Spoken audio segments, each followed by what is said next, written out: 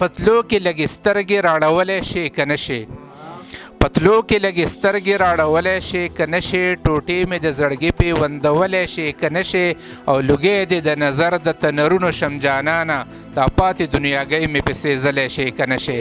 احسان الله شاهد صاحب د صدر صاحب په اجازه باندې یو دوه شعرونه مې یو لنډ غونده غزل وایم.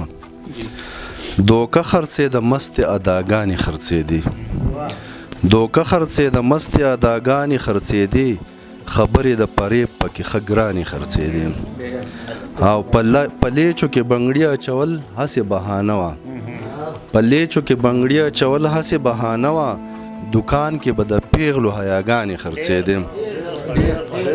مننه جی مننه.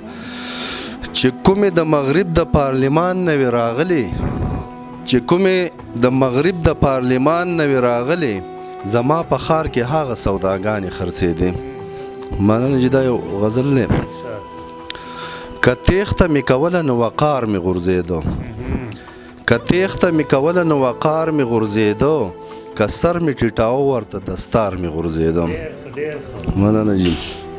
او په زړه باندې ډېر خوږ مې لګېدلی و یو ښکلی په زړه باندې ډېر خوږ مې لګېدلی و یو ښکلی که خواله یې ورتلمه نو معیار مې غورځېدم. مننه. او زنځیر ته تیار نه وم خو جانانه بېوسي وه زنځیر ته تیار نه وم خو جانانه بېوسي وه زنځیر که مې شلولو نو ټول ښار مې غورځېدم. مننه. او د سوات په ښکلاګانو اخته شوې څه بلا وه د سوات په ښکلاګانو اخته شوې څه بلا وه چنار نه به لمبې ختې دیار مې غورځېدم. مننه. او افسوس د چا د لاسه چې دې قام ترقي وکړه افسوس د چا د لاسه چې دې قام ترقي وکړه نظر کې د دې قام هغه معمار مې غورځېدم. او اخري شعر دی جی.